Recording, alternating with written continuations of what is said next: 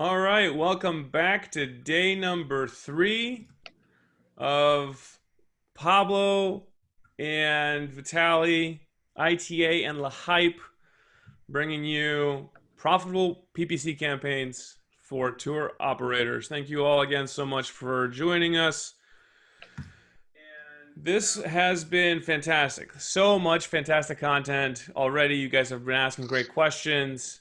By now, you should have your at least baseline. You should have at least a couple dozen keywords that you were able to do some research with. Some of you came with a whole pack of keywords that you've already been doing in the past, which is fantastic. And we did the keyword research. We understood the mechanics, understood what makes a successful campaign. And then yesterday we covered how to actually set up the ads account, how to go through and actually write the copy, how to load all that stuff, all information up, and actually get the campaigns, ad groups, and keywords loaded into your account and ready to go. This has been an intense workshop, fantastic.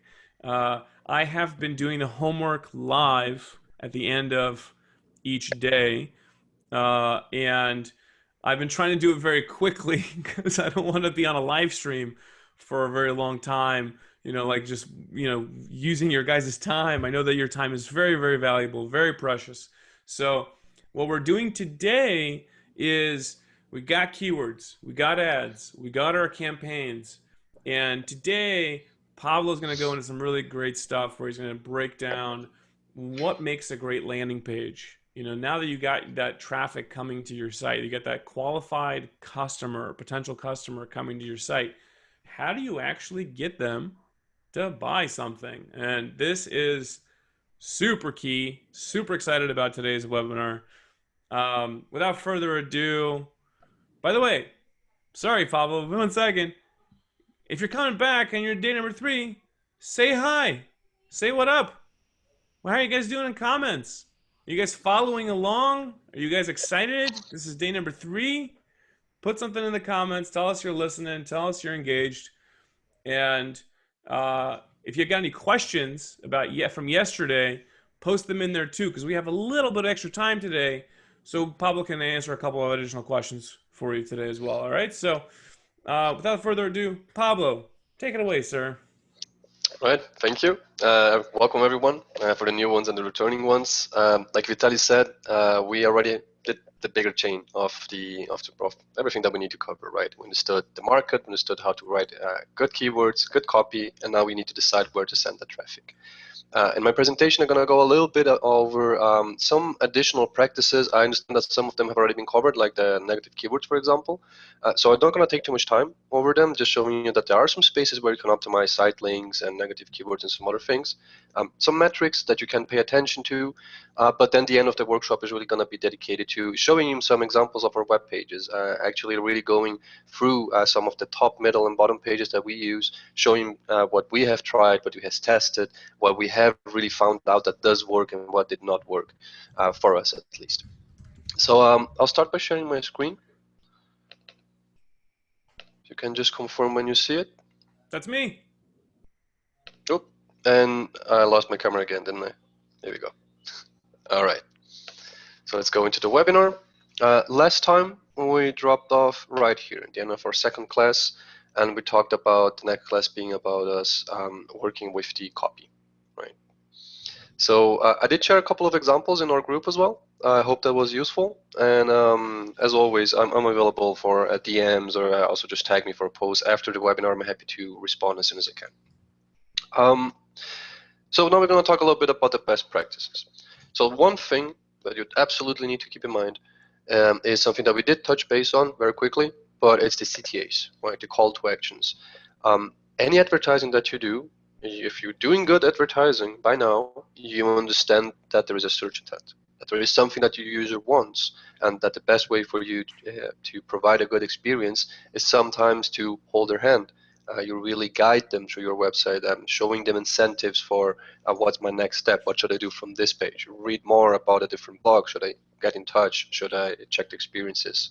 It depends, of course, on the kind of company and advertising that you're doing, but usually you will have the opportunity to use a CTA. If you can't see it, probably it is there. Just look a little bit harder and understand why you're proposing that piece of content, that page, what's the value of that, and you will understand what's the next step you would like someone to take, at least from an ideal perspective.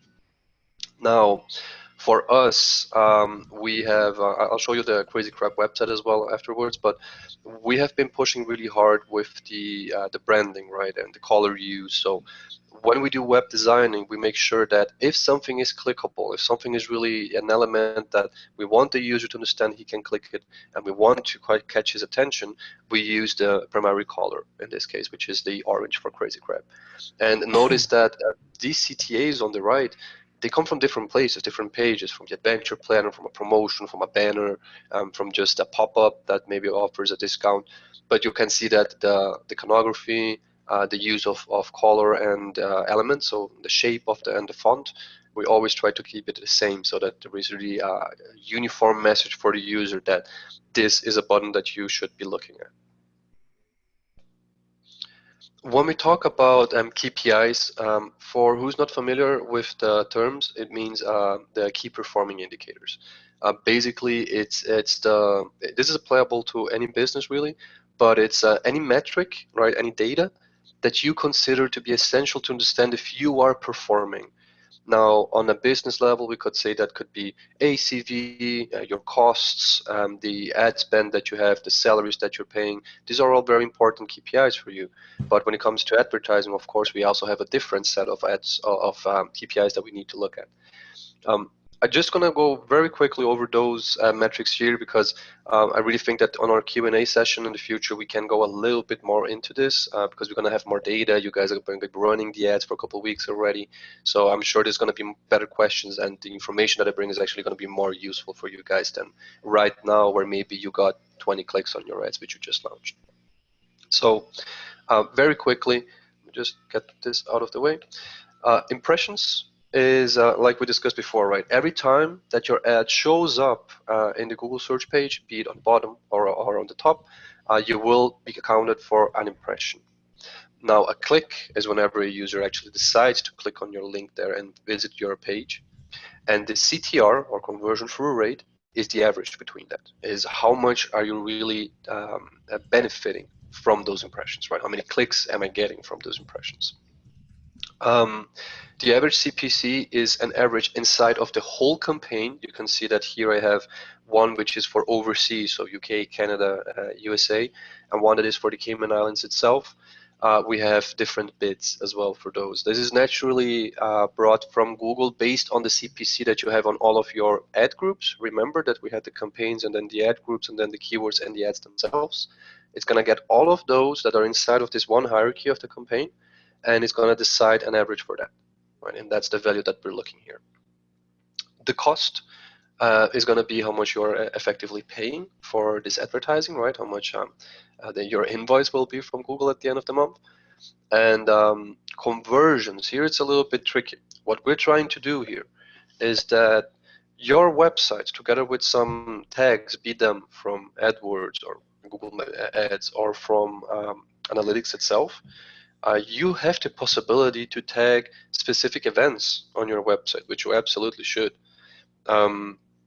As an example, the immediate conversion trigger that you would like that you should consider is that if someone books with you without any kind of assistance, I'm talking here, right? Or he just goes into the website, goes into the online booking, chooses a date, however your booking system works, right? Your conversion should be your goal. And in my opinion, your main goal that you want to know for your ads, which is somewhere that you are putting cash in, is that you want to get bookings out of it. Minimally, you want to get a lead, someone to call to and actually try to upsell something. But anyways, the conversion is tagged on your choosing. This is not templated. You will not have a conversion setup if you don't take some action. But if you do, then you're able to track any events that you want. Like for example, someone clicked on a specific button that I'm testing out. Maybe it's a new WhatsApp button. You cannot tag if you sold, but you can tag if someone clicked it. So you can at least have a secondary goal, for example, in which you know that these campaigns, if they drive engagement, they're also successful. So I should also be accounting for that. It's up to you to decide that, and sometimes for the marketing professional too.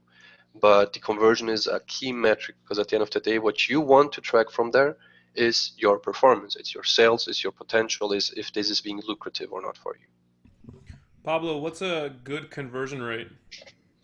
Oof, that's hard. I Susan, mean, on a Susan asked, what's a good click through rate and what's a good conversion rate? All right. It really comes down to the competition, to your keywords, to your segment.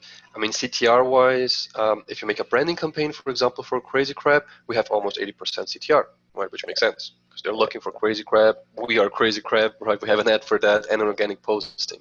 Sometimes they click on the organic posting, but usually they click on the first results, which are the ads. So their conversion rate is huge, right? Now, if there is another customer in the Vatican, for example, and we're trying to do a Sistine Chapel tour, now that is super competitive, right? There's tons of companies in Rome offering that. The Vatican itself is offering that. So it's very hard for us to be competitive there. Then your CTR on the head terms, remember we had the head terms, which are the broader ones and the long tails. The broader ones usually will have a lower CTR because they're super competitive, because they're not very segmented. On the other hand, having a very long tail offer, right, like Sistine Chapel walking tours, 50% off. Of course, your CTR there is going to be better because it's a smaller audience that has a specific search intent, and you're delivering exactly what they want, and you can also put a discount on top of that, for example. So conversion, about CTR, it really depends. What I can share is that you can improve your CTR, and the best way to do that without having to touch on your settings when it comes to target and the audience, location, is that you work your copy.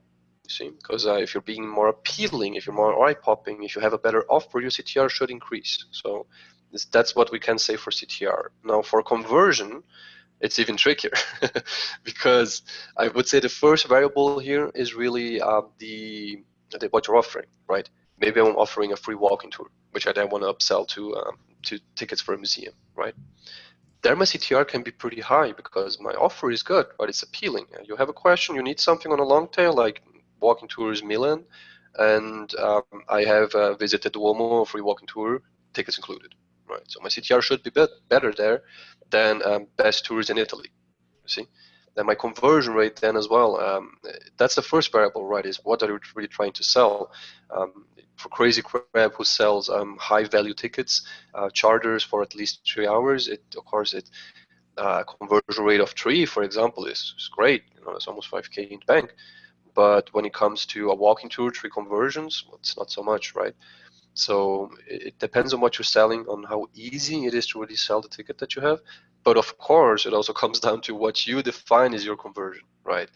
I have, for example, a customer which is using a software for bookings, which I'm not going to mention, but it has some issues with the reporting aspects, and they are not able to track when you have a full conversion, when you actually, you process the payment, the checkout has been done, the credit card has been accepted, and you already get confirmation emails. There, we want you to be able to see that you had a sale because it's an absolute sale.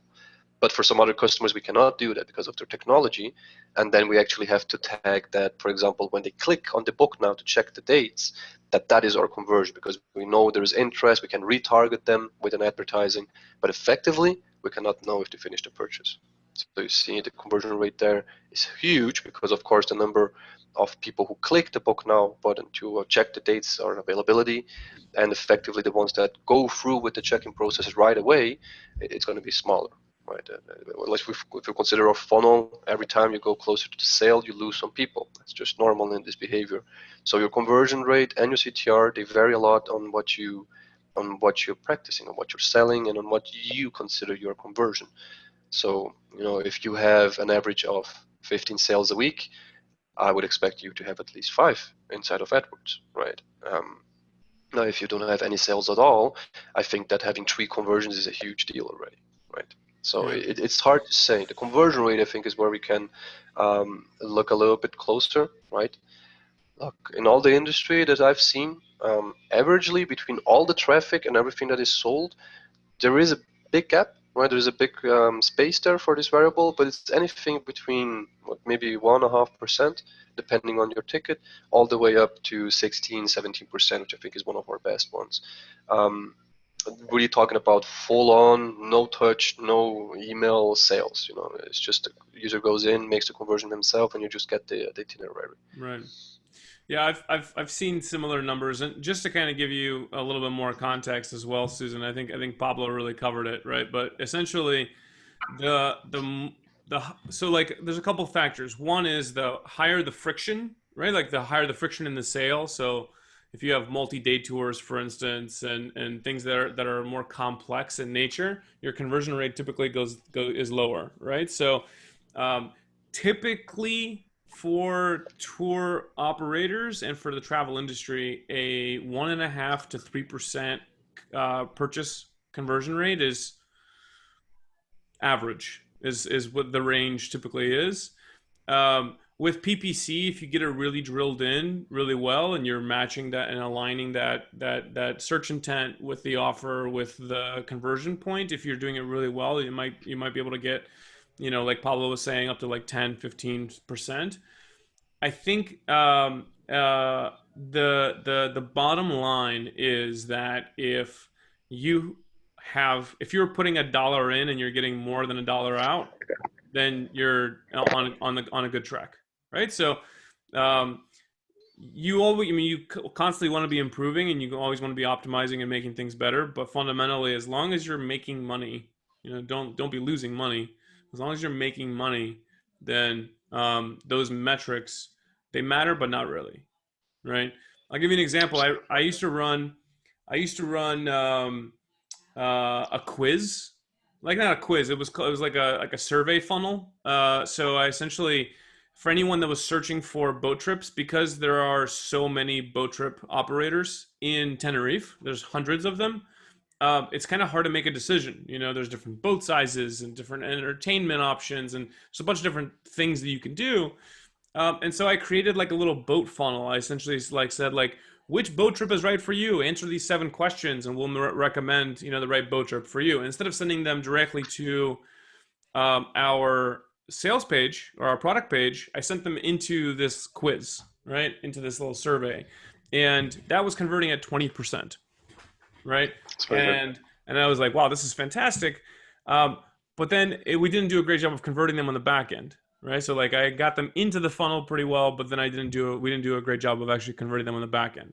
So it all kind of just depends, but as long as you're profitable, then that's what you need. That's all that matters. Absolutely. No, that's absolutely right. Like, if we just look at the cost that we had here for these campaigns, right? I didn't really share the date that we're tracking here, because I need to be a little bit sensible about the date of my customer. But the click rate, if you look like, we spend $157 and we have an average ticket of $600 or $700 for a charger. If you have 3 chargers there itself, you can immediately see that your investment has been great. Right? That is, your ROI is present. That's very nice. So about budget control, we did talk before on last class about the Pareto's rule, right? In which usually 20% of your investment will bring 80% of the results, because it's going to be very similar to what we see inside of your own business most times in the tourism industry, that you have a bestseller. There is something that the person comes in destination, he's already looking for that. But basically what we have to try to do is consider how much you want to spend on a monthly basis, right? Because we at least in here, we run our budgets in monthly, because the way that AdWords also makes it charges. But split it in 30 or 31 days, and you allocate a budget for each campaign. For a launch, I think it's fine if you just split it, and you will be able to adapt to that very quickly. That's the beauty of online marketing, right? It's not like an outdoor that you have to print it and you'll just leave it there. You can change it any time of the day. You can pause it anytime you want. So take advantage of that, okay? Be dynamic. Um, what we try to do is we look at performance, right? So we look at some metrics that we can go over in a second time, like the bounce rate, which indicates how many times someone has clicked on an ad, you have paid for it. It went into your page, but he left without making any kind of interaction. So didn't spend enough time on the page, didn't scroll enough, or didn't click on anywhere. That pretty much means you lost a click, right? So if we notice that a campaign has too much of that, the first thing we do is we start to tweak it, right? We start to consider if the keywords are right, consider if the audience is right, and if the copy is proper for what we're trying to sell. But of course, we also start messing with the budget because after all, if I'm testing something, remember what I said about the Pareto rule? I want to spend 20% of my investment there, not 80, right? 80 I'm going to put where I know it's working, right? So sometimes Google will give you some tips, and be very careful with that. Okay, I'm showing you here an example. Um, Google is very user-driven friendly, you know, on an SEO perspective and all of their branding and the material that they shoot out. But still, it's their company, right? It's their platform. Every time someone clicks, they're making cash. So of course it's biased, right, a little bit. So take it with a grain of salt. Some insights are very good. We recommend you always keep an eye on them because the algorithm is super good. So sometimes it brings in keywords and says, hey, did you notice that this keyword you're not tracking, you're not targeting it? We expect that you would have another, let's say 500 impressions a week if you did it. You might as well test it, but remember to reduce the budget of that keyword, or that ad group specifically, because otherwise it can go up very quickly, okay? Negative keywords, I understand you guys already looked at that in the training session yesterday, but just to also reaffirm how important this is, right? There are certain keywords that you really want to avoid. There are some ones that are more, let's say, specific for your business, but there's also like just the best common practices, right? Like, for example, in the example yesterday, I believe that there was an example about JetBoat or something like that. You are not operating with JetBoat, you want to negativate that keyword. We do the same here with some attractions that we don't cover, like the Kaibo port or the turtle farm, which Kurt Krab is actually a little bit against this turtle farm because of the, you know, the concentration and the way that they are presenting this opportunity to basically you know, it's like a zoo, right? And he's not too fond of it. He'd rather take you and swim with the stingrays in the water. But anyways, what we're trying to do here is we negativate keywords that we really believe are not gonna represent our business. And sometimes because of your broad matching for a specific keyword, if you don't put a negative keyword there, it might bring in that, let's say, that junk query that's not really good for you. So someone searches for turtle farm Cayman, and I'm showing crazy crab best starters in Cayman. He clicks, he says, oh, there's no turtle farm, I just lost a click. Um, Something else that we want to talk a little bit is extensions. Extensions are extra steps that you can put when you're building up your campaigns. I think you guys also looked at that yesterday. In our video, and I apologize for that, actually, we already had some extensions created. So I just want to explain some of them, how we work them and why. So site link extensions are, for example, this here. This is a promotion site link extension in which we're able to present a discount code for a voucher that we want to give to locals. You might have one as a call out. So if you're on mobile, you can actually click and call the customer care directly. You might try to do site links in which, for example, we have them here. They're not really showing up because I wasn't able to simulate that I am in Cayman to actually see the ad and be able to show. So I had to print this from the AdWords structure itself. But these destinations here, they would normally be highlighted like links. So you would have blue icons, blue text, right, which indicates that it's a link. And then we have our top destinations, right? So, you know, here's the discount, here's everything that you can cover, here's what we do, who we are, here are some of the attractions. You want Stingray? We got you. You want 40% discount? Here's a page for that too. So you can give some more indications. And a good example here could be we sell skydiving for a customer of ours in Switzerland, right? But we have airplane skydive and the helicopter skydive. So when we make an ad, we create two types, right? We create two extensions under there in which we have a site link, one for the airplane skydiving and one for the helicopter skydiving. So for the user, sure, he could just have clicked on my ad, go to my website and notice that there's actually two options. But if we can anticipate that, so that he actually, because maybe he is thinking, I don't want to jump from an airplane, I want to jump from a helicopter.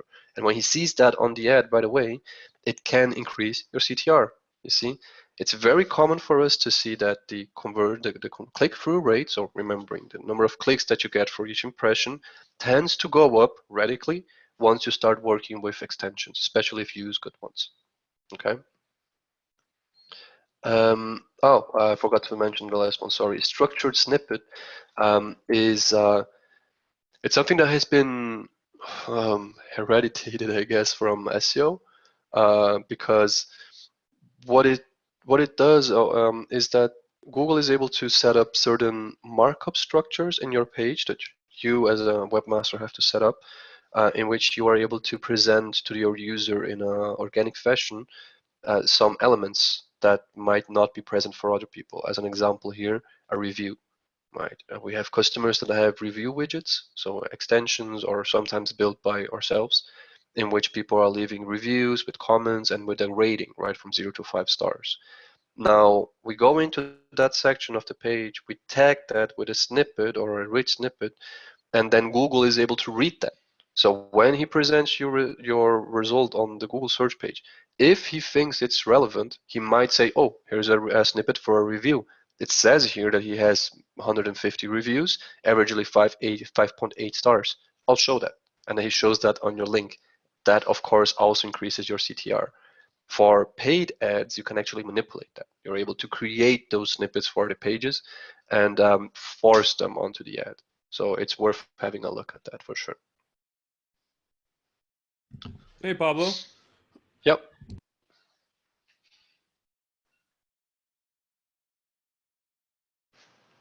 Did you call me, Vitaly?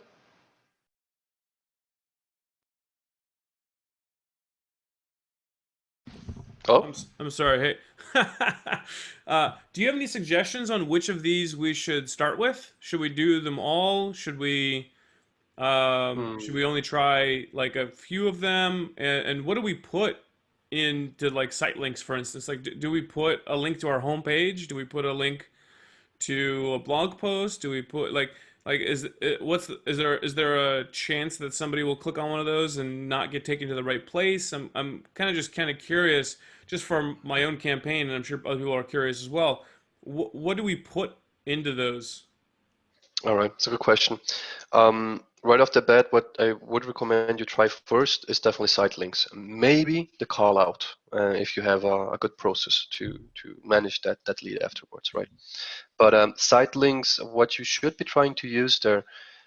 Look, my immediate recommendation, considering the real scenario that we are building here in this workshop, that we're doing a branding campaign and we're doing a product campaign, I would suggest that you, if you can, you work categories, right? So if you have different offers, if you have different, let's say, big parameters that change your offer, like free walking tours or paid walking tours or private walking tours or group walking tours, use them. Send them to specific pages.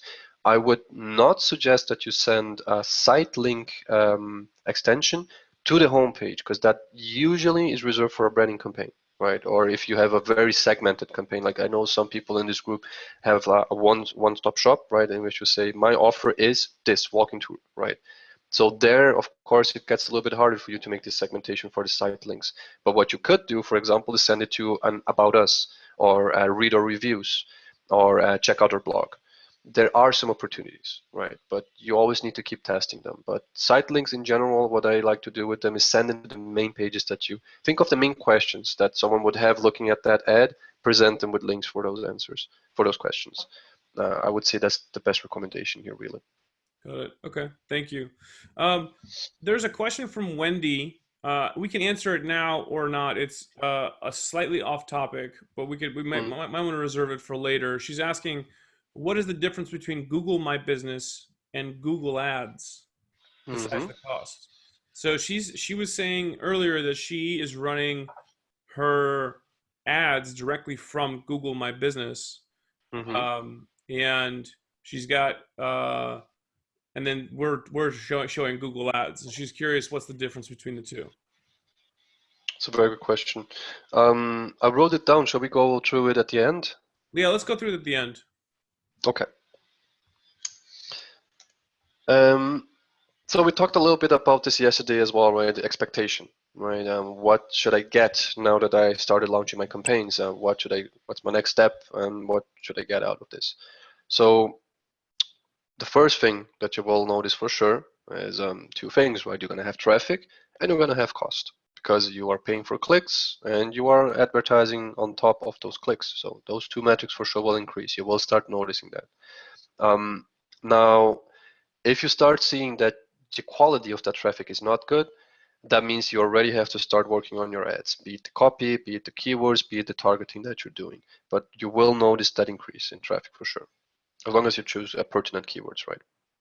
Um, there is then the possibility, because there is a lot of variables in there specifically once they reach your structure. It could be your website is not friendly, could be that your booking system is not friendly, but there is the possibility that that traffic becomes into sales, right? Bookings or leads.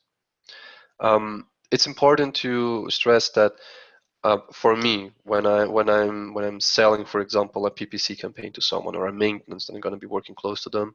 Um, we ask for patience, right? If someone is in with saying, look, I have 1 month and I need to get the best AdWords strategy out there because my summer is coming, we usually say, hey, why don't you just watch this webinar or read this content, because that's not going to happen. We're not going to be pushing so hard, not having the learning curve time, not being able to test out certain things to really be able to say that, look, if I take my hands off your campaigns right now, they will be successful. You see? Um, it's very important that you keep testing, that you keep adjusting, and that you don't get dismotivated, because sometimes you're gonna see there is a huge cost, you're getting a lot of traffic, but there's no sales. What am I doing wrong? Maybe it's just a matter of you putting a pop-up reminding them that there is a page to make a conversion. Maybe it's just a matter of you adjusting your copy a little bit. So keep testing, have patience.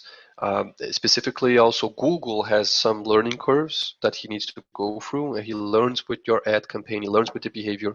There's down the line, there's options for you, for example, to pay for a conversion instead of a click, but that's the discussion for another day. But what you might not see is like I said, you might see the increase in traffic, you might not see the increase in bookings yet, but you are doing the right step, which is you are attracting people. So maybe you are just attracting them in the wrong way, maybe attracting them to the wrong page, but you are. And of course, test. Right, that would be the last recommendation here on the expectation management. Test a lot. It's quick to test. It's easy to test. Pause a campaign, create a new one, pause an ad, write it again, and you should be able to see the immediate results of that too. By the way, I am absolutely dedicated to making sure that you guys are successful.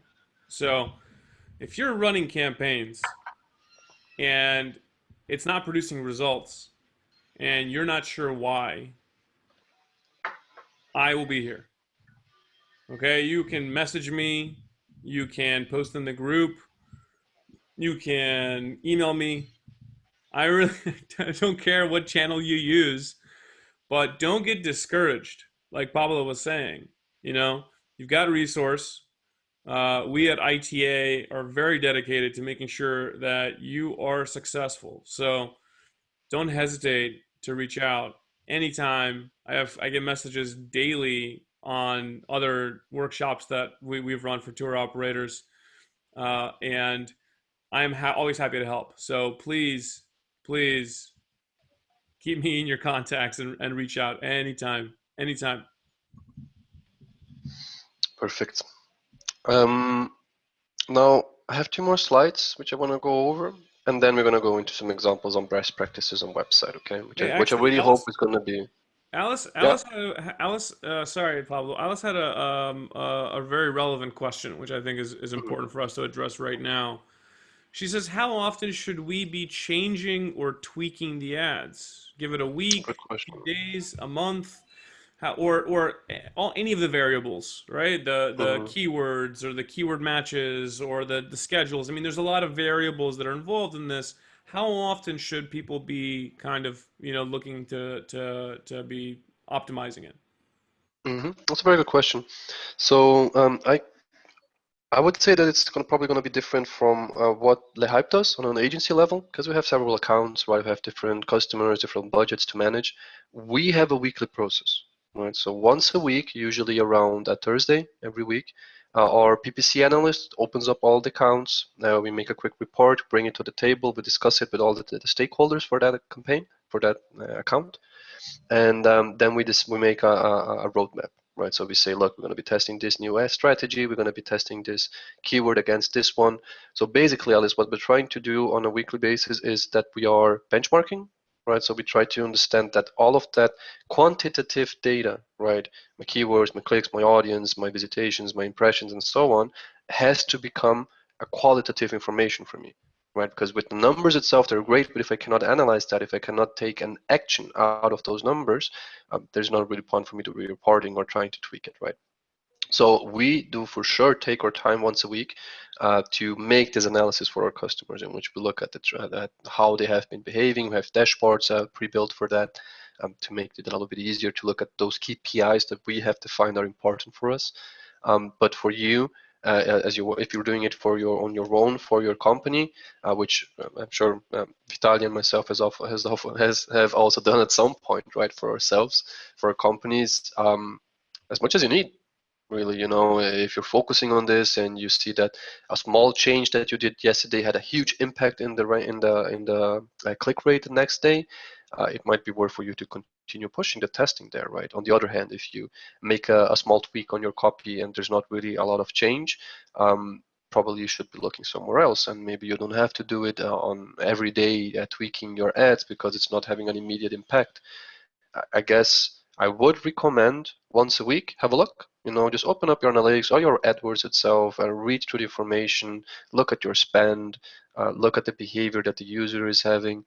But in general, once a week is enough. Okay, it's if you're running if you're running a Black Friday campaign, right, you're giving huge discounts, then for sure you want to do it on a daily basis, right? Even on an hourly basis, just be on that on top of that during the event. But in general, when you're just working, through your seasonality, sure, in summer, maybe you want to do it twice a week, depending on your segment. In winter, you maybe want to do it once every 2 weeks. It really comes down for what works for you. But I guess the best thing to do is stick to a process that you define for yourself. As long as you have a process in which you're able to say, look, I made this same analysis last week, I learned X, and now I'm learning Y, and based on this, I'm doing a change to my ads, then you're doing it in the right process. You're being an analyst, right? Which is what the mindset we have to have here when we're optimizing our ads. Okay, that makes a lot of sense. I think that's a very that's a good schedule, right? About once a week, especially at a low spend, right? So there's some kind of easy frameworks to tell as well, and like when you should be kind of we, we call this trigger happy. You can get very trigger happy and emotional when you're running advertising because you can actually see the money being Yeah. spent. Then you may not be able to actually get you're not getting the results, and so people kind of like they behave emotionally and erratically. They're like, oh no, I gotta change this, I gotta change that, I gotta do this thing, and what's happening. Um, that is not the correct approach. Okay, Hmm. uh, be strategic and systematic about it. So Pablo's saying, do it about once a week. Once a week is a good amount of time if you are spending $5-10 a day, right? Because then you have enough time to tell enough data that you can collect where you can make a decision. Now, there's a easy benchmark, which is the number of clicks or the number of conversions. You can look at one of the two. So if you have one keyword that's racked up 100 clicks and you have 0 conversions, that's a good time for you to kind of look at it and be like, okay, what's happening here, right? That's not necessarily a good or a positive or a negative. It's just enough for you to like trigger for you to look, right, and then make a decision. Um, and Pablo will go into some tracking tools which will help you significantly improve your ability to understand what's happening right? And if something's actually broken, or if maybe it's just seasonality or something like that. So there's one thing. So uh, you want to have, if you're spending $1,000 a day, you probably don't want to wait a whole week, right? So Hmm. it kind of depends on how much volume you're driving and how much data you've been able to collect. So about 100 clicks or about 20 or 30 conversions, which is, I mean, the ideal amount of conversions before you can really make a call is about 40 conversions. But if you're spending a bunch of money and getting 0 conversions, then that benchmark doesn't really work, right? So Yeah. so so that's the way that I would kind of look at it as well. Is at a burn rate, or like at an investment rate of about $5 to $10 a day, about once a week is, I think, a um, pretty good way to watch those. Yeah, absolutely. I mean, it's not day trading, right? It's not something that there are so many variables that from one day to the next you might just, lose a lot of value there. Yeah, You have most of the control in your hands, right? yeah. And then Felipa actually has a good question here. She says, um, what do you do when you're making changes? Do you pause the ads and edit them, Hmm. or do you create new ones in that campaign, or do you create a new campaign, or what's the appropriate modification process? It does depend. Like for example, if we make this benchmark round, right, and we identify that, let's say, we're paying too much for a keyword, we identify that our competitors are actually paying half of that, so we don't have to pay double of that, right? We can actually just maybe 70%. In that case, we just go into the campaign level, then the keyword level, and adjust a bit right there without having to pause or unpause anything.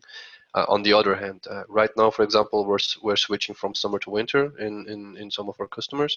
So there we have to pause certain ads and recreate the designs because we want to use a winter pitch. We want to talk about Christmas and special vouchers. So it really comes up to how big of a change are you doing? If you're doing something that's going to change your bid set, your keywords, your ads, the design, the pitch, you might want to pause it, right? Or you might actually also just duplicate the campaign, work it on a pause state, and then you pause one and activate the other one.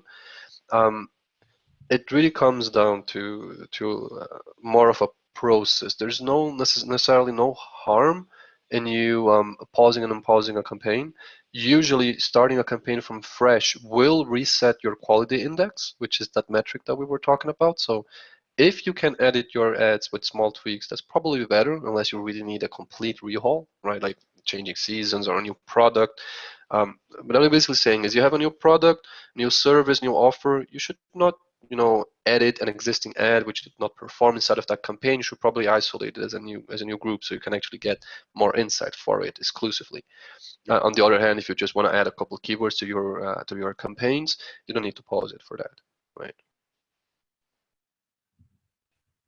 Does that answer the question? Yep, sounds like it. Yeah, thank you. Cool. Um, so I just want to go quickly about the success story, right? Kind of we're getting close to our end here when it comes to our success case. So um, I want to show the big picture of where we are with Crazy Crab right now, because you see here in April is when we were hired for the first time. We were actually hired to improve the user experience, right? He wanted to have more unattended bookings, he wanted to have more traffic, he big focus on SEO, but he already had campaigns on PPC running, which we capitalized on to make sure that we drive that new traffic, provide a new experience, and have a better conversion, which hopefully on October is when we in 2018 we launched the website, and you can see that it was one of the better December end of year seasons for Troy Leacock. And through this time here is when we had specials. Usually the April, May, and the September, October bridges, we have a decrease in interest and overall visitations to the Cayman. So there we run specials. At the time, I think we were offering 15 or 20% off our special prices as well for the charters. But here we really showed that with a smart website, the use of support like the social medias, good tracking to understand what's happening on your website, heat maps, which I'm going to mention one in a second that you can use right now for free.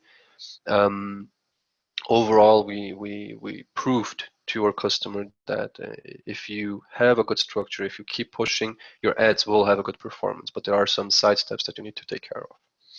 Then we were having a great peak with that. Everything was going fine. And of course, as we all know, Corona hit us pretty hard. There was a huge decrease, a lot of cancellations, which decreased the net sales right away. But now with the new targeted campaigns at locals, we are having a slow recuperation. We are getting some bookings for November, December, but being very realistic due to the location of our customer, which has a very harsh restriction, especially on Americans because of the current scenario that we're facing due to Corona, that it's hard to attract them. So we are definitely betting very little on offshore campaigns and more on local. So sure, we're far away from where we were, right? But I'm happy to say that, for example, thanks to this small market that we're still able to explore, that maybe we're at revenue like 30% or 40% of the revenue that we had at this time of year last year, but compared to where they were before all of these campaigns, they are actually able to sustain their business, you see. So they take a couple boats off the water because there's no capacity, but they don't have to fire anyone. They were able to sustain their business. And to be able to sustain your business in a period like that, I'm sure some of you will agree that is already a big step, right? Being able to maintain your business, not having to close shop and wait for this to pass. So what were the main things that we delivered for Crazy Crab for them to have success? We provided a new website with a better experience, a better segmentation, categorization of the experiences, um, experiences being his offers, right? The attractions that you can see during these charters. We worked a lot on the A/B testing for the booking page to make sure that once they reach the booking page, the experience is good. Very proud of the page too. It's very good looking, very easy to use. The Google Ads campaigns for sure since the get-go. While we were developing the website in this period here, April to October, we were maintaining the ads as well. So you can see that there is a slight increase in, well, this is sales, right? But if you look at traffic, you would see that there is an increase in traffic at the beginning, but the conversions were not following at the same speed. But once the new website is released, then immediately you can see that the traffic is being better used and the sales start coming in. And lastly, the overall branding presence of Crazy Crab was pretty solid in destination. You know, if you go there, it's probably very hard for you to miss the company. There is flyers and brochures and concierges selling the activities.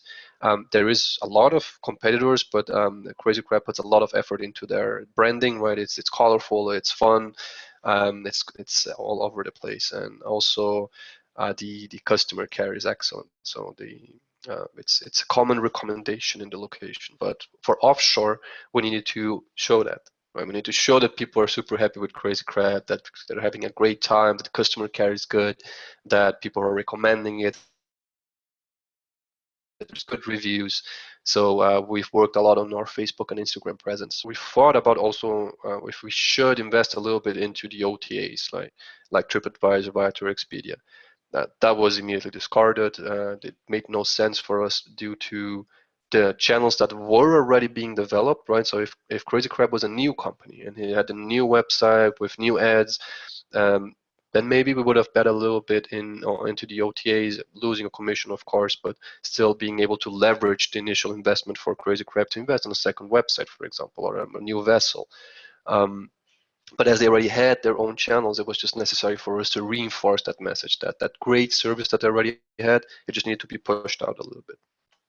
I have kind of a wrap up, right? What I want you to take away from here, you know, if you're ever talking to someone, another fellow tour operator, and he asks you, how do you do successful PPC campaigns? I could say that these are the best 3 steps, which in my opinion are summing up everything that we have looked at this workshop, right? The first one is the inbound strategy, right? So we're gonna go study and benchmark our competitors, our customers, our potential users. What do they like? What's good? What are we providing well? And where are we missing the information that they're looking for? not attending the search intent. We address that search intent with keywords and a good target, understanding where they are, what's their age, where they're from, what do they do, what's their interest.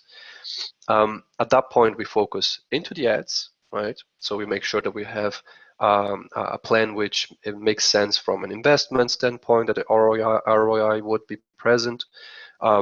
You have to have a strong funnel, right? So you need to understand that each of those stages is going to be represented by one keyword, by one ad that you did with a great copy, or maybe by an investment which you are willing to pay a little bit more than your competitor. But anyways, you need to have a profitable plan, right? And of course, understanding the market, having the ads, and then bringing them to one of your communication channels where you want to close them becomes your main objective once you have the traffic, right? They're coming to your website, you need to make the best out of that, especially because you're paying. So relevant content, take your time there. Content it's immensely important, okay? Effective CTA, so understanding that each page that you target for one ad needs to have a clear indication on what's my next step, what do I recommend that you, my new user, look at now, and the monetization, right? So reporting, what we discussed here, looking at the metrics, making this healthy and sustainable ways to optimize your campaigns once a week, maybe like we discussed, right? It varies on really how much you're investing and what you want to get out of it, how much faith you're putting into this, but you definitely have to optimize. If you just do them and drop them, high chances a competitor is going to take it away from you, or your ads are just going to become outdated and not as relevant anymore.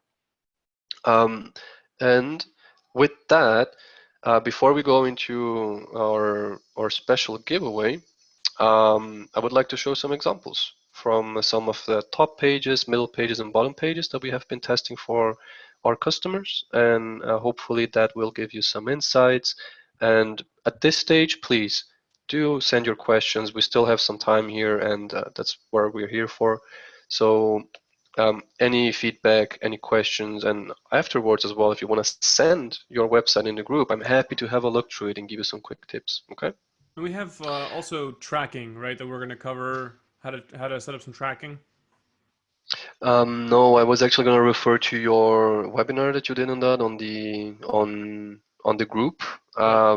because it does vary depending on the technology that the user is. If you may be using a CMS from a booking software, maybe you're using WordPress. So I'm happy to guide you guys through that if necessary. You can just reach out to me. But on the slides itself, I don't have anything about tracking because it is very sensible. But Crazy Crab, for example, we cannot track the final conversion because of the of the of the system that they're using. You see. So I will post after this webinar. I will post a link to the presentation that I did on which tracking tools you can install on your website. I highly recommend that you install them before you launch your PPC campaigns. You should have them on there anyway because it'll give you a much clearer idea of what's happening on your website. But I will give you also I will give you that access to that video in the group after this. One of those is going to be Hotjar, and another one's going to be Google Tag Manager, and a few others. And install those, and it'll give you a lot of information um, regarding how to actually optimize your campaigns. Adam is asking, in addition to some of the tools and pages we've used this week, what are some other helpful tools, sites, or resources that we can use in combination with what we've learned this week? Mm-hmm. I think we can definitely create a small list for that, right, Vitaly, in which we can share some insights from both of us. I think the one I would like to quickly go over is Hotjar, right? Because it's free, right, which makes a big difference. You get a limited number of recordings, but you can, for example, record your user. So I'm going to use Crazy Crab as an example here. A heat map is pretty much it shows where people are clicking, where they're scrolling, where they're passing the mouse over, what they are clicking. And you can also record 100 sessions, right? So what we did here, for example, is we ran Hotjar as an experiment for the current booking page, which we were sending a lot of traffic from the ads. And we noticed that specifically on mobile, there was a drop in conversions. It was reducing since the new page. So we asked ourselves why. We knew that the copy was good because it was attracting people. We knew the keywords were well targeted because they were cheap and a good quality index. But once we got into the booking page, we dropped that conversion. Why? We had to research this. So we actually recorded sessions. You can record up to 100 free sessions with this tool, which then you have to delete and retag them, which we did to then make this benchmark between before and after. But as an example, see here, UTM campaign, this was a local discount campaign, and I am actually able to track the whole session, where he's clicking, what he's doing. I can skip between the pauses in which he's just reading the content to make it easier for myself. I can watch one after the other. Sometimes I'm honestly just working and I just leave it running on my TV and I just keep watching some sessions because a lot of insights come from that. But if you want something a little bit more specific for a specific page, for a specific element that you're trying, maybe you would just integrate it with a booking system and you actually want to know how many people are seeing that book now button, I would suggest you build a heat map. So here we have two, for example, right? We have the 2019 booking page, which, as I said, we noticed that there was a decrease in the interactions that we had in certain aspects of the widget, because I can quickly show you the page just to explain. You see, this is the desktop version of the page. It's pretty straightforward. You pick your the number of hours that you want to have, and then you pick your vessel, right, which has different options, what's included and what's not. And then once you click here, you go into Tracksoft, which is the booking system, and you are able to choose your dates and finish your purchase. But we noticed that on mobile, which I'm going to quickly open here, this was not working. It seemed that like the first step was being missed. Everyone was just looking at the 2 hour for some reason. And the reason for that was that this is scrollable. And that was not very clear for the user. So we made an A/B test, which is basically getting the same page, making a small tweak. And that's important, a small tweak. Because if you do a huge change and you say, oh, about this page is that way, I'm going to reinvent it completely, sure, that might be good if you have the good information proving that you need to do those changes. But if you want to A/B test, you're not going to be able to know if it improved, why did it improve, which was the element that I changed, what was the break that I had that now I don't have it anymore.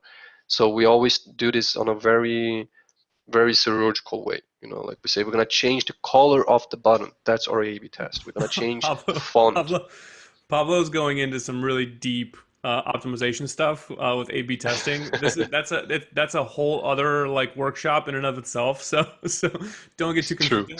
don't get too hung up on this. There's a lot to cover in that space.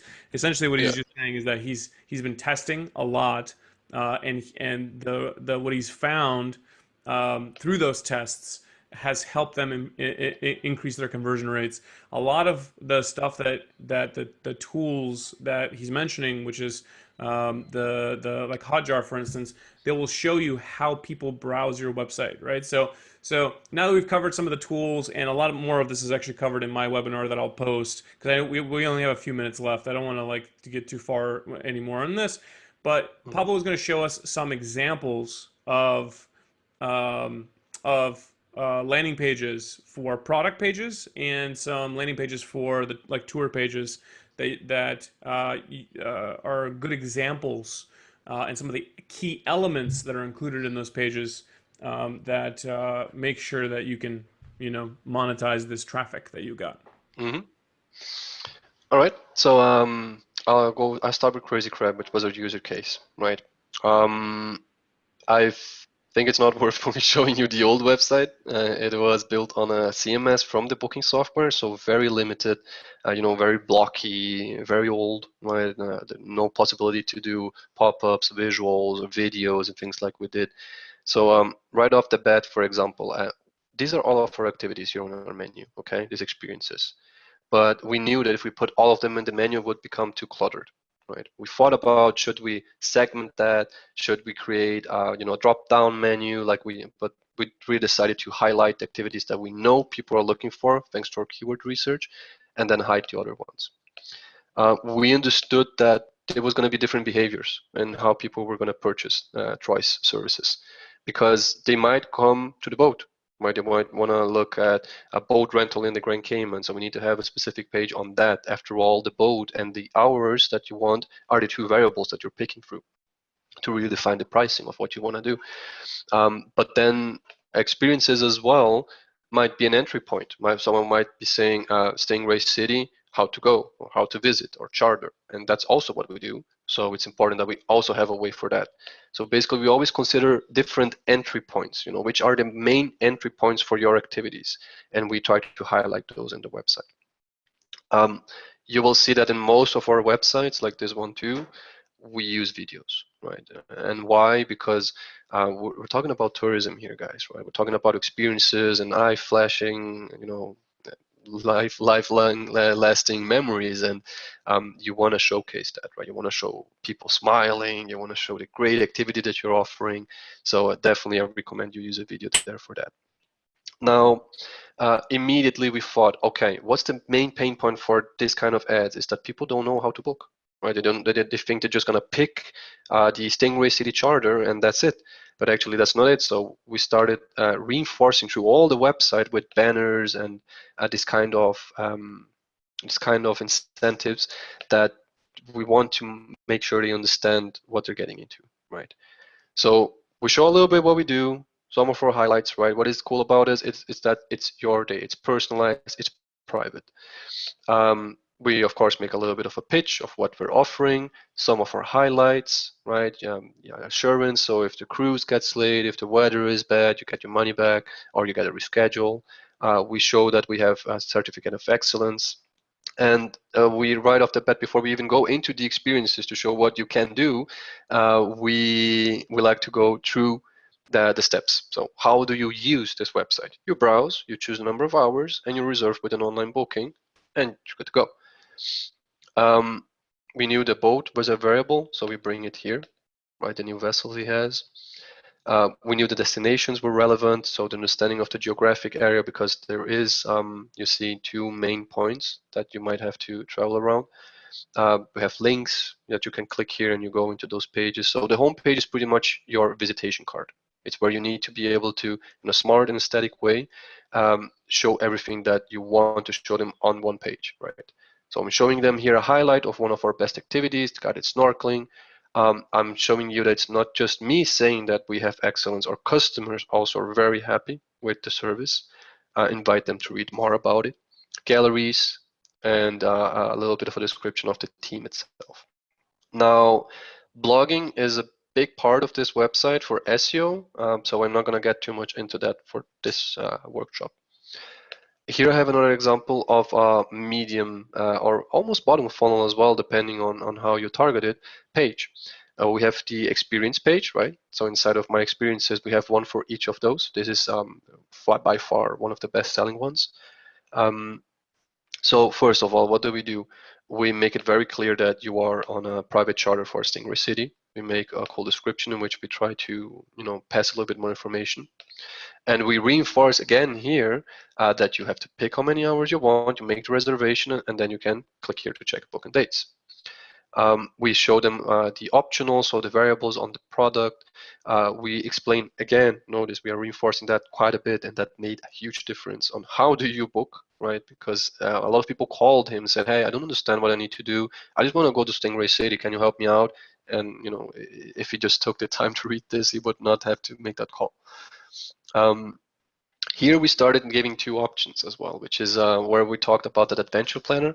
So if I know how many hours I need, I go to the booking page, which I showed before. If I don't know, then it throws me to the adventure planner, where I can actually go through a questionnaire and get answered on how many hours I should use. We highlight a couple of the boats that you can use for this experience. As a general rule, all of the boats cover all of the experiences. I think there was one exception in the past when we had one more boat. Again, if you reached the end of this page, right? So I already read what Stingray City is. I read how I can book, what are the benefits, what's my additionals that I can bring into my booking, what's the vessel, TripAdvisor says I'm good, and I'm still haven't booked, then we reinforce. If you reach that point of the page, see, very close to the ending already, and you still don't know what you have to do, you probably want to build your trip, right? So and this has an excellent conversion rate for us. Again, we reinforce the social proof, which is key, especially in tourism, because tourists talking about their experience is more valuable than you just selling your fish. FAQs, which we consider are relevant for each page. We test this also between pages. A booking page talks more about cancellation and credit card processing. A Stingray activity talks a little bit more about, is it dangerous? Is there more people? Can stingrays bite me or whatever? So we really try to focus all of the sections individually for each page. On the bottom level, and that's the last one I'm going to go over here for Crazy Crab, we have the booking page, right? Which I just went over, but I want to reinforce that at this point, we want to sell, right? And that's the only thing we want to do here, either get a call or get a booking. So you see, we are talking again about the activities that we just showed are available as experiences. And some people might even ask me, so why are you not linking to them? What if I want to read about the biomass bay and click it? Because if you reach this page, you should already know what it is. You should already know what you want. And I'm only driving you to this page from places that, with some exceptions, right, like the menu, because I need to make it easy for them as well to be able to book if they just want to look at the availability. But we are always trying to guide them to the next step. And how do we do that? By using good CTAs. Here's your experience. Did you like it? Cool. Do you already know how many hours you want and you want to book? You click here. If you don't, you might as well click here and do the adventure planner. You see, and that drives a huge time that we would have to invest into talking to them, explaining it, making a consultation before maybe closing a deal is all wavered. You don't need it anymore. It's So all being done naturally by your website. are you sending your PPC traffic? Is this one of your landing pages? Are you sending them to this page directly to the booking page? A couple, yes. When they are looking for an activity, and just terms like booking or private charter, we send them to the activity page because we are confident that the page will drive traffic to this page, right? But if someone is looking for things like a book private charter Grand Cayman, sometimes we send them directly to this page, especially when we have very aggressive ads, like a couple of that I posted in Facebook group, in which we are saying that there's discounts, that you should check our availability right now, and then we send them to this page. But it's really when it's super crystal clear that we're talking money, we're talking availability, we're talking booking. Then it comes to this page. Otherwise, we send them to this middle page where they first, get captivated a little bit, more images, more videos, more information, additionals, and then it goes to the booking process. So you kind of use it like as like a pre-sell page. You send them to that page, it educates them, gets them really excited, and then you use this page primarily for the conversion component of it. Exactly. We noticed that because of this peculiarity of the way that Troy Leacock used to sell his tours, we could not just go into the activity page and just say book now, because it was going to be too many variables, right? So we had to create this one-stop shop. Once you have had your experience with this huge online interactive brochure of what Crazy Crab does, you need to come to this page to book. And it's proven that for us, it has been working better. In the past, the website did actually sell per activity, right? So you had the Stingray City Charter 1, 2, 3, 4, 5 hours. It was a mess. The conversion rate was low. It was always necessary to have a lot of calls, a lot of explanations. So we decided to go with this, show the variables, filter them through. You get to this page where you can actually buy something. Got it. Okay. Thank you for sharing that. No worries. Do you think we have time for one more example? What do you guys think? You guys want to stick around? Well, I mean, if people can't stick around, they'll just drop off. So let's jump into the other example. I want to see it. So Okay. So I'll present one which is Skydive Interlaken, which has one peculiarity which I think is great, and I'm sure for some of you this will be very helpful. So skydiving, of course, super hardcore activity, right? It's not for everyone. A lot of people are afraid of it. A lot of people have the wants to do it, but don't really feel the need to do it. Like if someone offered you a skydive, you maybe do it, but you don't go after it. Based on that, we knew that there was going to be a lot of pain points, worry points that we needed to address. And today, actually, that page that at the beginning we thought, you know what, let's just make a blog post about your first jump, right? Because if you have a first jump, it only makes sense for us that you're going to have a lot of questions. I mean, myself, when customer invited me to make this jump for the first time, I was scared. yeah, like hell. I didn't know where to start. I didn't know what I was gonna feel. How fast was I gonna be able to breathe? Is it safe? How high is it? And all of that, we noticed that it should have been presented to the user, not as just a blog post, but actually as a main driver cell. And I'm happy to say that today, Skydive Interlock not only is becoming one of the pioneers and the strongest presences online for skydiving, especially in Switzerland, but also for information about skydiving because of this one page that we did. You see, we created this section here, your first jump, which is a little, the rest of it is pretty similar to what we do with Crazy Crab, right? Images, reviews, who we are, what we do, what are people saying about us, FAQs. But the first page is the second most visited page on the website. And the content here, you might say at the first glance, well, that's not for advertising, right? But you might be forgetting about some of the elements that we looked before. For example, the ad itself, like I posted a couple of ads from Skydive in that group too, they are very commercial, right? They're saying, book now, skydiving over the Swiss Alps, views that you never, breathtaking views, la da da. But there's a site link, and that site link is for sure going to be saying, is this your first jump? You can click here. So you see, this would usually be more of a top of funnel content, but the fact is that if they are already thinking of doing their first skydive, the search intent shows, even if they not explicitly say that they are getting ready for a jump, right? So us being a company that educates him on that is going to be a very strong brand presence for us, because we will be practicing inbound, which is we give a little bit before asking something. We give them information, we give them reassurance, and of course, at the end of the day, we want to try to sell, right? And it's more likely that if they are going to Interlaken and want to do a skydive, they'll probably do it with the company that made him feel comfortable, that made him feel safe, that made him feel like this was going to be, everything was going to be all right. So this kind of middle pages, they might apply to your business, and you might want to test them out organically, because you can just have a huge audience to talk to, which is always good for your business. Or you might want to try them on the ads, depending on what you do. Let's say you do scuba diving tours, right? And you want to talk about how deep can I go? Is it safe? How does the oxygen work? Do I have to decompress? Things like that. You might want to address that, and you might even want to make just a small site link just to test it out, saying, a first scuba dive guide or something like that. On a product level, let me just open up one here. We have two fronts. The product page is pretty much what we are looking as well, and on Crazy Crab, so I think it's not necessary to go too much in detail. I'm also going to share the links to this website so you guys can browse through them afterwards. But something that we are pushing very hard, especially now coming closer to the holiday seasons and knowing that the local market is more warmed up than the international one, is vouchers, and that might be an option for you too.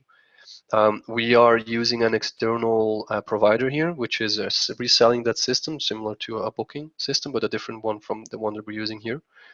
But we are trying different pitches. When we're doing the advertising, for example, now most of the campaigns are in German and French and Italian, because they're targeted at Switzerland, which has these three main operating languages. But the vouchers, for example, they are being sold not as skydive vouchers, but like, for example, as extreme holiday gifts, unforgettable holiday gifts.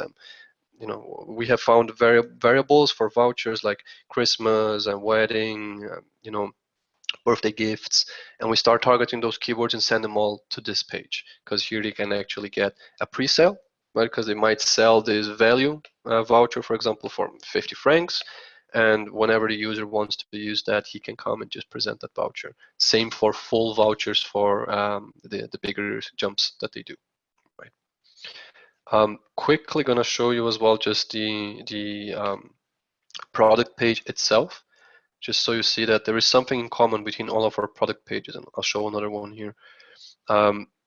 We try always to highlight some images, because that's something that does give the appeal that the user usually is looking for. Reviews, for sure, always highlight them, show that you have quality, that you had people with you, and that they are happy about the experience. These guys are super conscious, like we have tons and tons of material to talk about how great of a company they are. They do CO2 emission efforts. They have won the Adventure Travel Tourism Association awards for 2 years in a row. They are ranked as the #1 adventure experience in Switzerland. So you will find this everywhere in their communication, or posts, and our blogs, and so on. Overview of the tour, very important, highlighting some of the more important facts that we know they might want to know about. Video, again, right, to reinforce the experience if you want to. This was important for us as well. Similar to the first jump, the step-by-step. We wanted to make sure that the users understood that it's not you're gonna rock into the door, they're gonna put a suit on you, and you're gonna jump. That there is that they take their time. It's a long experience. There is a lot of one-to-one consultation with the pilot that's gonna jump with you to make you feel comfortable. Everything is great, really. The helicopter it's beautiful helicopter flight, and it's heated, and we're highlighting that everywhere on our advertising. Right now we're building a winter campaign for them, and we're focusing just on that, a Swiss quality, which we are just taking care of the best customer service with the best views, the best way to explore Switzerland, and so on, and the vouchers for Christmas. So that might also be a strategy that you guys can double up on. Last example, which is pretty similar to Skydive Interlaken really, but I brought this example because those two that I showed before, Crazy Crab and Skydive, these were 100% handmade by Lehype. We coded them from scratch. But this one here is actually a template. So that might actually also be an option for you in the future. This is a template called Travel Tour, which is pretty simple. I think it's like $59 for a yearly license.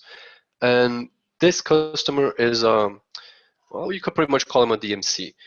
He has a marketplace approach. He has different cities in Norway. He has different kinds of activities. So again, why I'm bringing this example here, because I want to show that there are different entry points. You might go through the type of tour, right? I'm looking for scheduled day tours in Norway or in Bergen or in Aalesund. I want to do private holidays. I want to do multi-days. Or I can search for the destination, tours in Geiranger, tours in Andalsas, and so on. Or I might also be looking for something more specific, like bus tours in whatever, right? Insert your location. So because of that, we noticed that those three main pages as taxonomies, which mean kind of main variables in category level, we needed to bring them. We waited if it was going to be too confusing, but then we made so many bridges and we used so many good technologies like a menu with great filters that we noticed that this was going to work. I'll show you here, this is the home page, right? So we're highlighting our destinations. Now notice here, we are not going straight into experiences or things like that like we did in the other ones, because this is more of a marketplace approach. There is this first level saying, where are you going? Where is your cruise ship dropping you, right? Then we go into some activities, right? Scheduled day tours, private day tours, and holiday day tours. Then we reinforce why you should visit Norway with us, what's our quality. Some of the more frequent resellers, right? So we notice this is a very good practice for example, the Royal Caribbean. It has a cruise line there. If the user has some kind of if they are associated with this company, then they read that. That usually gives them a very good perspective that the tour will be seemingly easy. You will not miss your cruise back. There should be some kind of transportation. They know where you're going to stop. So they're going to pick you up at the port. Partners, right? A lot of B2B because it is a marketplace. This is pulled from our Instagram review widget in which we're showing the quality that we have, right? So #1 in Aalesund and #11 in all of Western Norway. Great reviews, good number of reviews, and all of that being imported into the search page of Google. Then we have category pages, right? So this is a category page for Aalesund. It's a destination one. In here, you see great content, very important, a lot of good content. And then we just present them with a filtered option of the tours that are present in that destination. Same thing here with this is the private tours. So I went into tours, and I went into scheduled tours. Now you see here, because we know that there are sightseeing tours, there's bus tours, there's all kinds of variables that we want to do, that we wanted to present it in a more dynamic way. because if someone goes into the tour type and wants to cross this information, he probably wants to play around. So we gave them the option to do so. And lastly, product page. Now you will see very similar to our product page here on Skydive Interlaken, which was handmade by us. So I do recommend this template if you want to try to work with one, because it is closer to what we believe is a best practice. We do personalize it a little bit here and there, but as a general rule, I think it's very good. Key information, right? Observations that you need to keep in mind. Quick links to a lot of content that we have on this page. Right, so you can see in here we're talking about the timetable, the languages that the tours are available, what is included, what should you keep in mind. We have a PDF, which is this is really on the company side. Norway Excursions puts a lot of effort into their customer care, so great efforts that they do here, creating PDFs for each single tour with all the information that you need. So once you book, you print that out or you put it on your phone, and you're good to go. Itinerary reviews again, right? So we're showing them how well we are ranked in different platforms. Some reinforcement of to address some pain points that might by any means appear during this process. The route, right? What are we going to be looking at? Some more photos to highlight, and the frequently asked questions, which again we're talking about in the product page. We know that we're talking about what about my cruise ship? What about the pickup? Right? What about my meeting point? So things that are more closer to the conversion. Related tours, also good practice, right? In the same region or the same type of tour. You're looking for scheduled tours, here's another one. You're looking for tours in Alessund, here's another one. And of course, you can always load more. So these are some of the pages that I wanted to show. We do have several more examples, and I'm happy to analyze as well your website. I really like to just it's a simple process, right? You send me your website in the group, I just open up, have a look at your homepage, your About Us page, and a product page, and I can already give you some insights right there and then. I think that's what I have. The last thing I actually forgot. Pablo, nice job. Nice job. That was amazing. You Thank you. turned your camera off for some reason. Again. Your screen is back on. I'm just looking at myself now, which is great. So, ladies and gentlemen, thank you so much. I know we covered a lot of content. Before Pablo gets to his next slide, he wanted to give you guys even more value, which I think is just really Mike. I was like, are you sure, man? Like, you really want to like do more? He's like, no, I really want to help tour operators. I really want to help out. So he's gonna give you more stuff here in a minute. Honestly, I wish I could qualify for it, because I think I totally like to apply for it. But before we do that, please, in the comments right now, will you please write like a little mini review? You know how important reviews are to your business. Reviews are super important for us. We would like to know that we've provided enough value for you, and of course, we know that there's still work to do. And you should know that we're going to do a special bonus session, another extra free webinar that we're going to do in 1 week. We're going to, I think it's next Tuesday. I'll post the details in the group. But we're going to do an extra bonus Q&A. So like, if you actually launch your campaigns today or tomorrow and they run for several days, you can bring that live onto the next bonus QA webinar, and we're gonna actually deconstruct. Of course, you're welcome to post questions and whatever else between then and now, but make sure that make sure you're actually doing the work. Launch your campaigns, get it all up and running, and then post any questions you have between now and then. And then when you do the bonus Q&A, we can actually review your campaigns live on that webinar, and help you guys out even more, make sure that you're successful. So before we move on, Wendy, by the way, Wendy still has this question. What's the difference between Google My Business and Google Ads? And before you answer that, I'm again going to ask you guys, please write a little comment in the comments and tell us if you liked the content, if it was valuable, if it was useful, put something in there that we can use to continue to tell people that what we're offering is great. So Pablo, what's the difference between Google Ads and Google My Business Ads? All right. So basically, Wendy, we do both. Okay, sometimes we do both, but um, Google My Business is really focused on trying to associate you with local search. Right? It's really trying to associate you with a business. So if I look for tourism companies close to me, you might show up. I understand that Google Business allows you to target your website and your brand as a business to push it. But if you want to do advertising, like we have been talking here, like for example, saying that you want to capitalize on a search intent, right? The best things to do in la da da.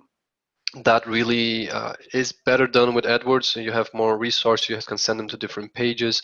Google My Business, we use it for branding purposes, really. For example, Skydive Interlaken has branding campaigns, but the exposition of those ads are different. They show up on the first snippet in which you see some local businesses. When you're looking for supermarkets close to me, that's where you're going to show up. But sometimes you want to show up in a different channel as well. So on the search queries, which are not really related to your company, but more to your service, to what the search intent that you're trying to capitalize on. Right. That's the main difference for me, at least. So there's essentially, it's two different places to advertise.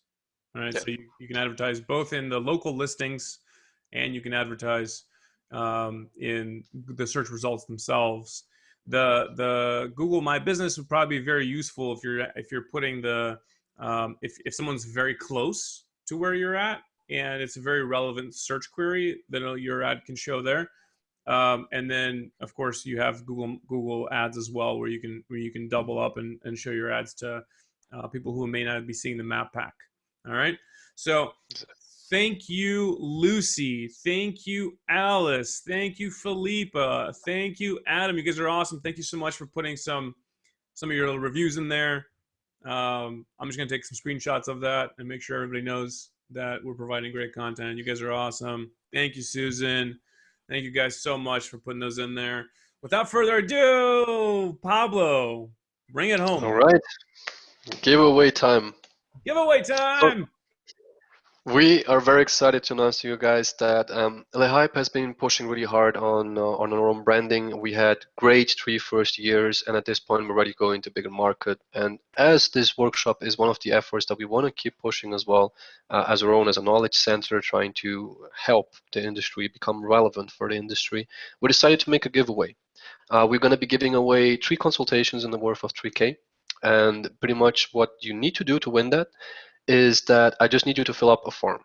We have a survey that we're going to send out to everyone that participated in this workshop.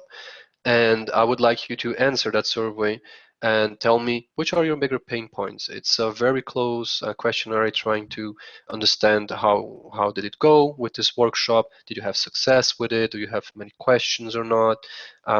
Have you been doing this before? And from there, in our Q&A session, which I put 2 weeks here, is actually just one, sorry, we will be announcing 3 winners. So we're going to read through your answers. I'm going to choose 3 of you guys to make a one-on-one consultation with myself. And then the analyst will also help to define your PPC campaigns further. I hope this is going to be a very Crazy. added You're crazy, added man. value resource for you What are guys. you doing? This is like $3,000, and you're choosing 3 winners, which is like $9,000 worth of free consulting you're giving away for free. I want to apply for this. This is insane. Well done. This is amazing. I mean, this is great. This is fantastic. Um, so what is it? Just to kind of clarify for everybody, what is that 3K worth of consulting? What are you going to do for people? Okay, so our consultation processes, they usually consist of 2 main stages, right? It's not the usual consultation that you would get in the market, because we also did a couple with other people, and it's definitely not just a phone call and you tell me your troubles and I send you an email saying do this, this, this, that, and thank you. That's for sure not it.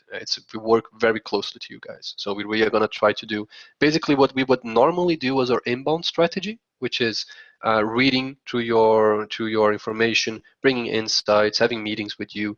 We're going to be following you up through a whole month, pretty much on a consultation maintenance, making sure once a week with a call with me, answering emails as well. that we are able to achieve, that we get to a better place than where we start in a time frame of 1 month. So I really expect us to go over not only PPC, right? Because I'm sure there's some places that we can tweak a little bit. We can maybe optimize your SEO. Maybe you can help in defining how to better do a YouTube advertising strategy, or it really comes down to what you need. Maybe we'll look at your website, but we're going to be here trying to really consult you on all the fronts that we believe are important and guiding you on how to get there. That's pretty much our pitch Amazing. right here. Wow. And so, okay, all right, I'm in. Well, I mean, I can't be in it, but I'd like to be in it. Where do I go to apply for this? So there's going to be an email shot to the CRM that we have used for this workshop. You will get this form. If I'm not mistaken, it's in HubSpot. It's going to be in my website. So I ask you to apply there, answer those questions, and from then, if you apply, you're going to get a confirmation and a follow-up from the hype then. Awesome. So I've been sending out the materials every day, right? So it'll be in that same email. You'll get it within within a half hour after this webinar finishes. I will also I think Pablo can just post it in the group just to kind of make sure. We'll start the materials thread in there, and then I'll have all the resources that we covered today, the presentation, everything will be in the group, and then you can apply for that, and then I think that was great. Oh, and then I'll also post the date for the bonus Q&A session that we're going to do next week, and I mean it's gonna be awesome. I mean we're launching these things together. I'm gonna launch mine today. I don't think mine are gonna do very well because I don't have all the stuff optimized, but it's okay. We'll learn together. So Pablo of La Hype, thank you so much, sir. Thank you and ITA for the opportunity, and of course all of you guys who joined. I'm very happy to see the engagement we got. Some of you messaged me privately. We discussed a lot of things, so I'm super happy with this workshop. I really hope that the format that we thought of, making a workshop instead of just giving some general knowledge, was useful for you guys. I haven't read the comments yet because I can't. I'm presenting my screen, but I will, and hopefully you guys enjoyed it, and hopefully we Amazing. can do more of this as well. Yeah, I'd like to do. We'll definitely do some more. ITA's got another webinar, by the way, coming up. It's not a workshop style. It's just we're gonna do one single webinar. It's gonna be September 10th, I think. It's the next month, and we're gonna talk about how to actually retarget your users and follow them around on the internet. So that's gonna be another one that we're gonna do. ITA is going to continue to bring you immensely valuable workshops and webinars like these. And our primary goal is to turn you guys into growth powerhouses. Make sure that you can continue to grow your businesses off season, on season, all season long. And I hope you guys stick around. We'll be sending out more emails, more workshops, more webinars, all for you guys. And Pablo, thank you again for joining us. I hope we do another one very soon. All right. So Yeah, I'll see you guys all in the group, and I'll see you guys all in a week on the bonus QA session. Perfect. All right, guys. Thanks a lot. I'll talk to you guys soon, and I'll be on Facebook as well. So feel free to reach out. Rock and roll, guys. Thank you, Vitaly. Bye-bye. Bye, guys.